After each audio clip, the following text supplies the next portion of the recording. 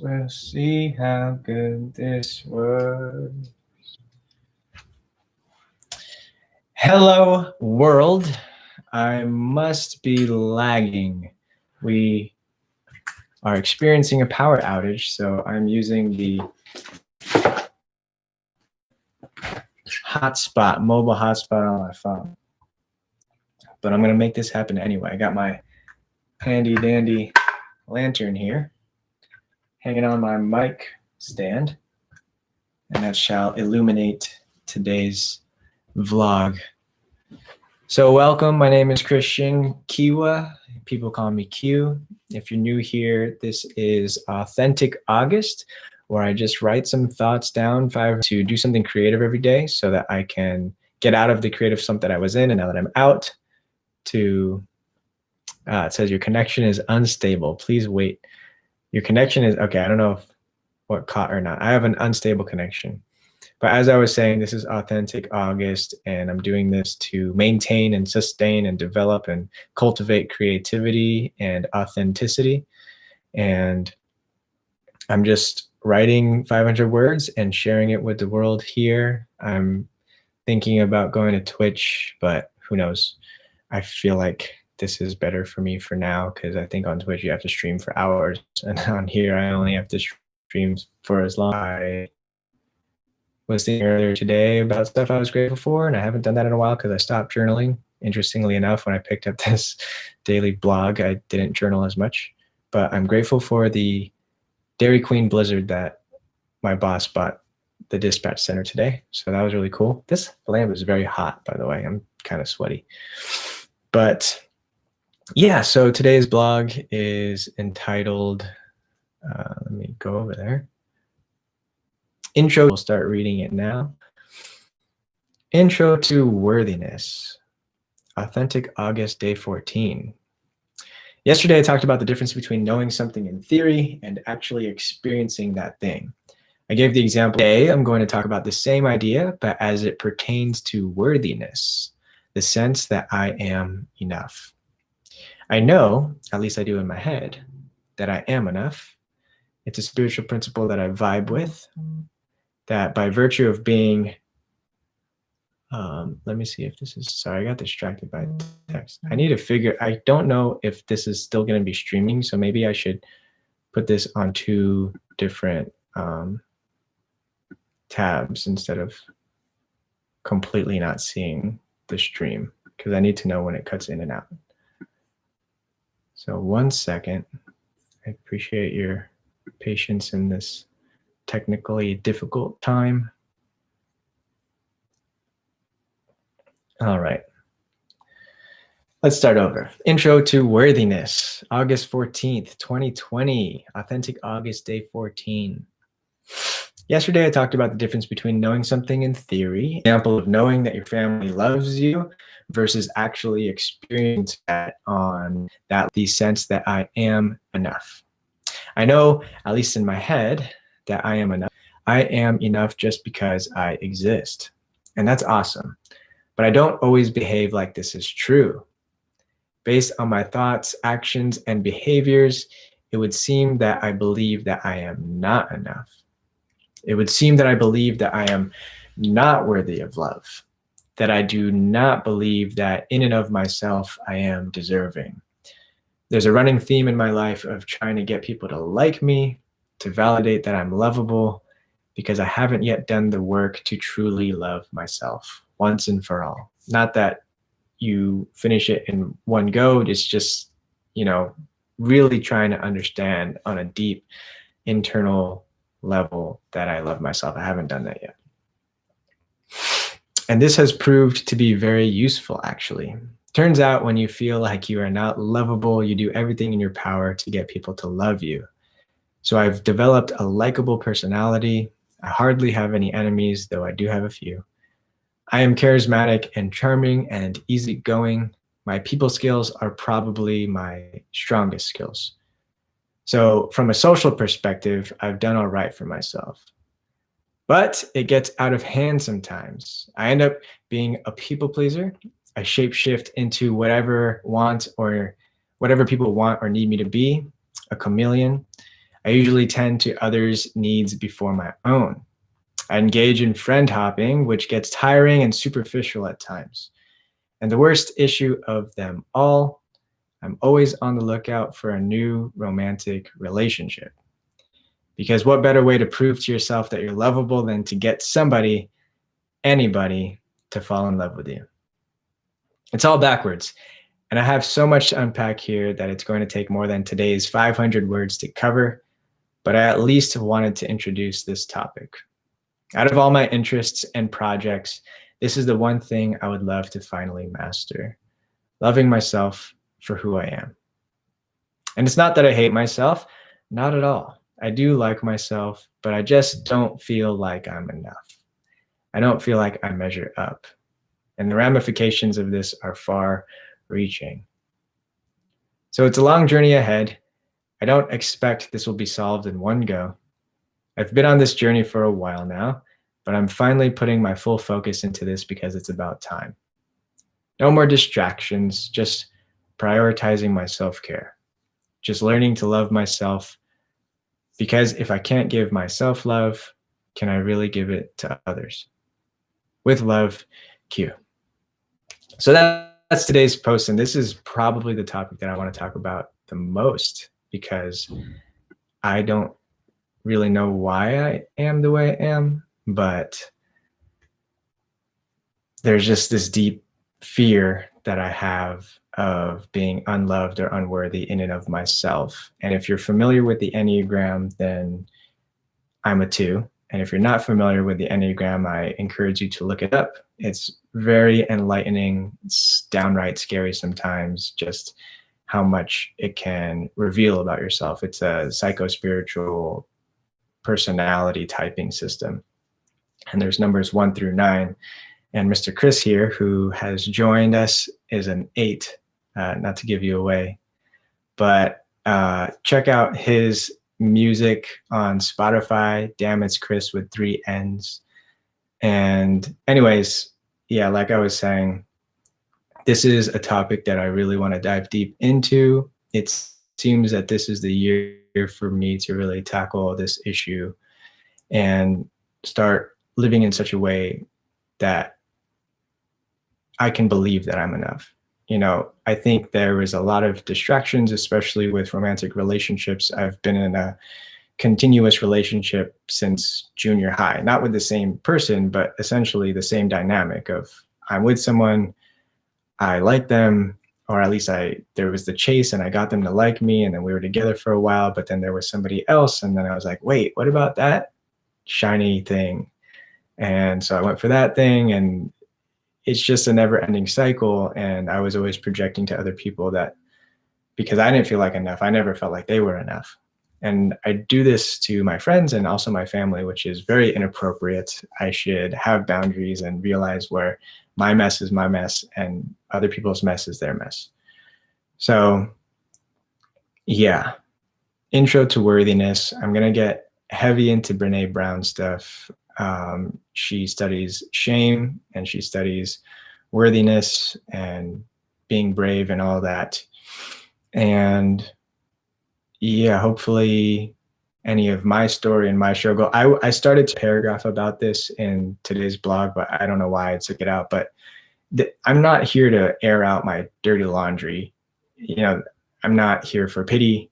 I'm here sharing my story because I've been helped by hearing other people's stories. And of the things that I currently have skill set wise, I'm particularly skilled at sharing my emotions and my feelings and what I'm going through. I don't really feel too ashamed about it, especially if I'm sharing with strangers or a community that's into this stuff. You know, your vibe attracts your tribe kind of thing. So yeah, I'm not here trying to say, hey, look at me. Although my ego definitely says that, but I'm mostly here to try to bring issues up that we don't like talking about and just normalizing talking about what we're going through, especially right now. So there's that. If you're joining us late, like I said in the beginning, the power's out. And so I have my lantern next to my mic, hanging on my mic. And what better song to close us out than I Will Follow You into the Dark by Death Cab for Cutie, which I haven't sang in forever. And I just tried it just before I got on, and I keep mixing up the chords. Also, I can't wait till this chat grows, and then I could start asking if people would want to see me and Damas Chris on a Twitch live stream, because I think that would be highly entertaining. See, mixing up the chords.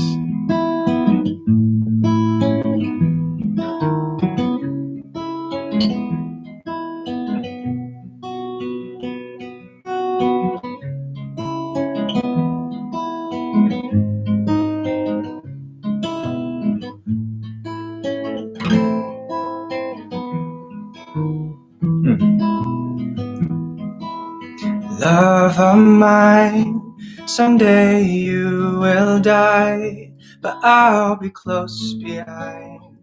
I'll follow you into the dark, no blinding light, or tunnels to gates of white, just our hands clasped so tight, waiting for the hint of a spark.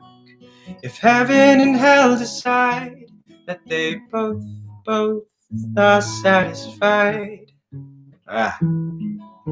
illuminate the nose on their vacancy signs. If there's no one beside you when your soul embarks, I'll follow you into the dark. In Catholic school, as vicious as Roman rule, I got my knuckles bruised by a lady in black. I held my tongue as she told me, son, fear is the heart of love.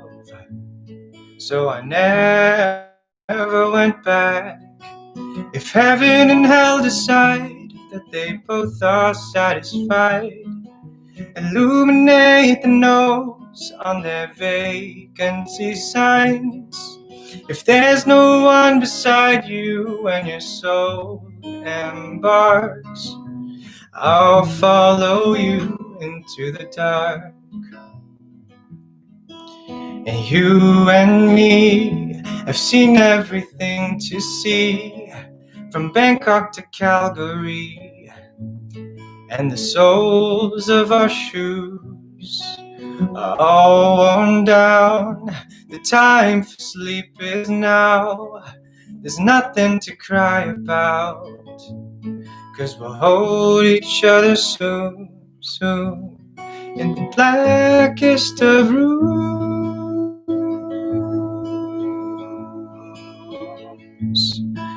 If heaven and hell decide that they both are satisfied. You would think after the third chorus I would get it right. If heaven and hell decide that they both are satisfied, illuminate the nose on their vacancy signs. If there's no one beside you when your soul embarks, I'll follow you into the dark. I'll follow you into the dark.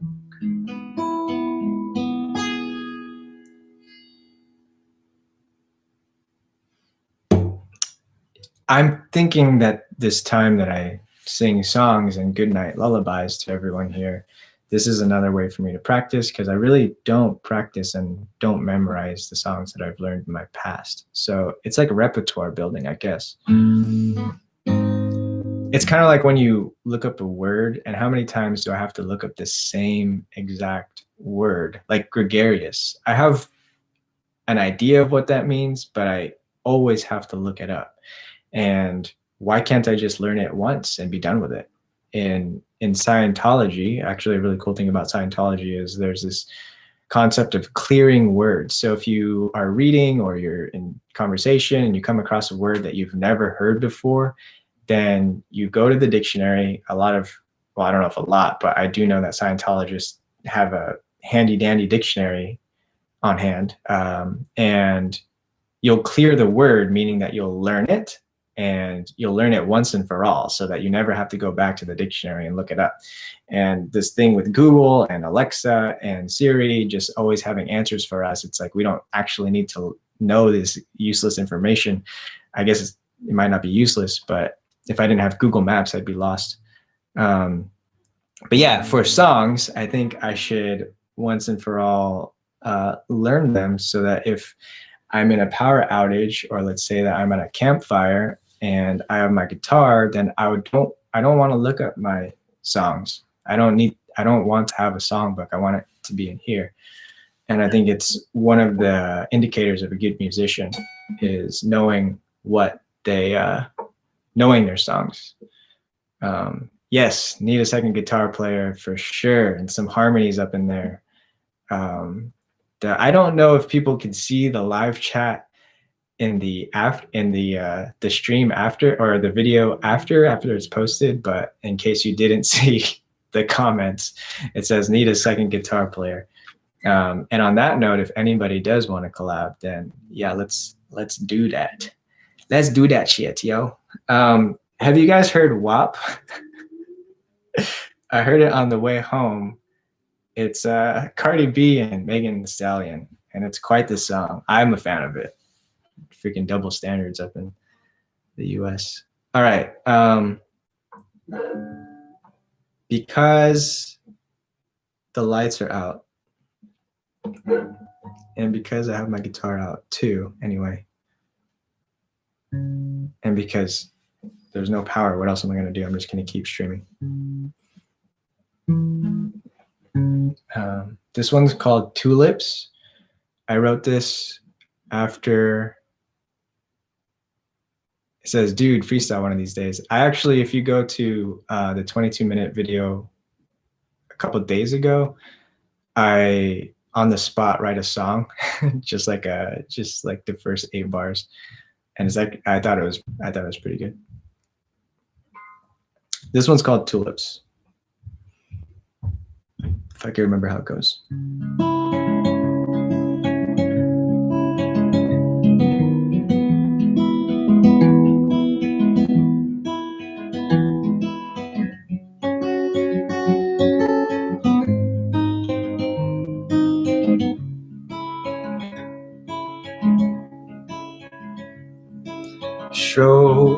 Stroll o'er the bridge up north just to go talk to the man who knows who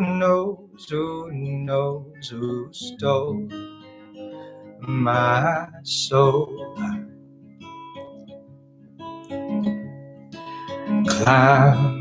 Climb up the stairs to find me a ghost of the man who knows who stole my soul.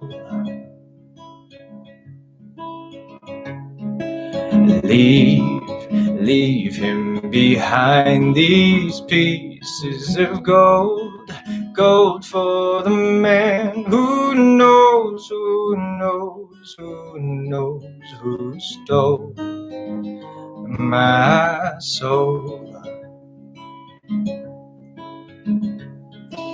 Looked me in the eye, took my hand and told me listen close. Shook, I knew, for tears rolled down my face. His whisper lingers still. Watch your needs, see how they come and go, see how they come again. Watch your needs, see how the tulips grow, See how the tulips grin. Watch your needs. Wash them clean, then see your soul again, my friend. I don't remember the second verse. This is exactly what I was just talking about, is forgetting music. And it's embarrassing when you forget your own song. But like I said, haven't been practicing, and maybe it's time I do. Question, what's this song about? It's about watching your needs. It's about analyzing or observing the needs that arise and leave. They come and they go. And what do you really need? You don't need much, I would reckon. And it was inspired by a really great night. But at the end of the night, I sang karaoke. I mean, okay, so that night was cool because like at one point I was like super intoxicated, but then met these cool guys at a bar, and they sang a song. And then this guy like that we connected with, he's like, "How did you know that was my song? That was my brother's song, apparently." And he was just really touched. His brother went to war. That was their song together, and his brother passed away over there overseas. But anyways, it was just a really spectacular night. Even though I was intoxicated, I felt really connected to the people around me, my friends, and then also just the world and the universe. And then we were staying up late. I was visiting a homie up in the Pacific Northwest, and at one point he had a notification ring on his phone. This is like right after like we had all these epiphanies, and it was time to go to bed. And then he gets this notification on his phone, and it says, "Watch your needs. See how they come and go. See how they come again." And I was like, dude, screenshot that. Like, what is that app? I need that app. Send that to me. So he sends it to me. And at this point, we're talking for like 2-3 hours after the bar's already closed, just chilling. And he sends it to me. I was like, wait a second, where's my phone? I don't know where my phone is. And I had lost it. So like after an amazing day, an amazing night, I had lost my phone. And I just thought it was fitting that the notification talking about observing what your needs are and like analyzing the things that you really need, that I would lose my phone. Luckily, we found it the next day, and a lot of the verses have to do with the fact that, you know, we met up with a homeless guy, the guy who stole my soul.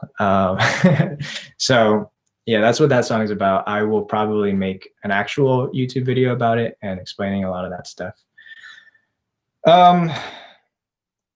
That's it, guys. That's it for tonight. I appreciate you being here. Like and subscribe if you haven't yet, if you enjoy this sort of content. Like I said, I might go to Twitch. Let me know what you think about that. Leave some comments, and we'll do this again tomorrow, and probably earlier in the day because I do have a graveyard shift. And yeah, love you guys. Keep vibing, and I will talk to you soon. Bye.